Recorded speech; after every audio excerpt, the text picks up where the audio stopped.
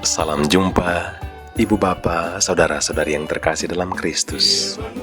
Sesaat lagi kita akan mendengarkan renungan harian dari Romo David Lemewu MGR. Mari kita siapkan hati dan selamat mendengarkan. Firman-Mu Tuhan, berita bagi kakiku, sabda yang hidup, terang bagi jalanku.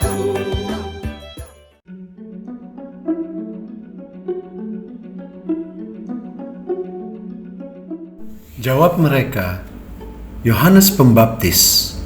Ada juga yang mengatakan Elia.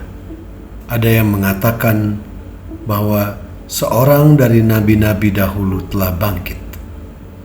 Yesus bertanya kepada mereka, menurut kamu, siapakah aku ini? Jawab Petrus, Mesias dari Allah. Lalu Yesus melarang mereka dengan keras, supaya mereka jangan memberitahukan hal itu kepada siapapun. Dan Yesus berkata, Anak manusia harus menanggung banyak penderitaan dan ditolak oleh tua-tua, imam-imam kepala, dan ahli-ahli Taurat, lalu dibunuh dan dibangkitkan pada hari ketiga.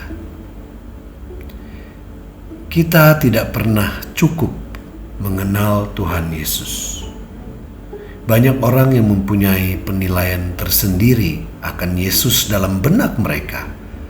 Dalam hati pun kita mempunyai berbagai macam penilaian dan ukuran akan siapa Yesus bagi kita. Para murid melaporkan akan berbagai macam penilaian orang-orang yang mereka temui. Ada yang bilang Yesus itu Nabi Elia atau Yohanes Pembaptis dan lain sebagainya. Di zaman sekarang pun banyak orang mempunyai penilaian tersendiri. Ada yang menganggap Yesus Nabi Agung atau seorang guru besar dengan pengajarannya yang luar biasa. Ada yang menilai Yesus sebagai orang yang paling tenar. Ada yang menilai dia sebagai seorang penyembuh yang menakjubkan. Bagi kebanyakan dari kita menilai Yesus sebagai penyelamat kita, Tuhan kita. Tetapi apakah artinya itu? Bahkan Petrus, murid yang pertama mengatakannya, tidaklah sungguh-sungguh mengerti. Saat Yesus menubuatkan penderitaannya tentang penolakan dan salibnya, Petrus langsung menolak. Gambaran tentang seorang Tuhan yang menderita itu tidaklah masuk dalam bayangan Petrus akan Tuhan yang bertahta di bumi dan di surga. Misteri tentang kemanusiaan dan ketuhanan Yesus itu adalah sebuah misteri yang tidak akan pernah habis digali. Bahkan sampai 2000 tahun kemudian, ilmu manusia termasuk teologi, psikologi, dan biologi masih terus menggali apa artinya seorang manusia yang juga adalah seorang Tuhan. Apakah artinya menjadi lemah dan dicobai seperti manusia lainnya dan tidak pernah berdosa? Bagaimana situasi batin yang Yesus rasakan dan lalui? Apa yang mengisi pikirannya? Apakah Yesus tahu semua seperti Allah Bapa yang tahu semua? Ataukah dia sama seperti kita, manusia yang mempunyai batas-batas pengetahuan? Apakah artinya saat dikatakan bahwa Yesus bertumbuh dalam hikmat, apakah dia bertumbuh seperti layaknya anak-anak manusia, belajar dan bertanya apa artinya sebuah kata atau konsep? Ataukah sejak kecil dia sudah tahu semua seperti layaknya Tuhan yang Maha Tahu?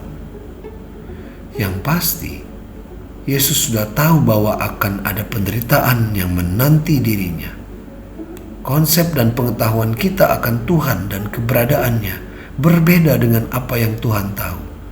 Banyak orang yang meninggalkan Tuhan karena tidak bisa menerima kenyataan akan berbagai macam penderitaan yang dinilai tidak adil. Mengapa Tuhan tidak bertindak? Mengapa Tuhan membiarkannya terjadi? Mengapa Bapa membiarkan anaknya menderita? Apa gunanya penderitaan bagi hidup kita? Tidak bisakah kita hidup sempurna dan bahagia tanpa satu pun penderitaan? Inilah yang sebenarnya ada di balik Petrus yang protes pada Tuhan Yesus. Kalau kita mau jujur, kita pun mungkin juga akan protes. Misteri akan penderitaan dan kebahagiaan itu bagaikan misteri yang mau mengerti bagaimana Yesus adalah Tuhan dan manusia seutuhnya.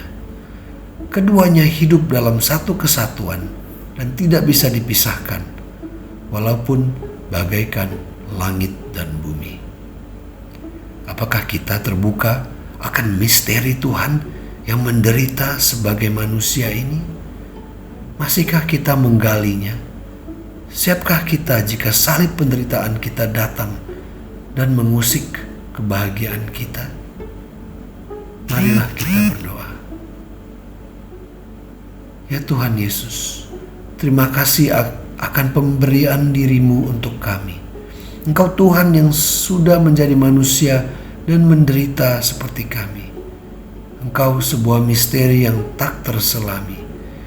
Bawalah kami untuk lebih lagi mengenalmu, sehingga kami pun semakin terbuka akan misteri kehidupan ini yang penuh dengan penderitaan, sehingga kami pun bisa juga menikmati kebangkitanmu dan hidup bahagia bersamamu selamanya di surga.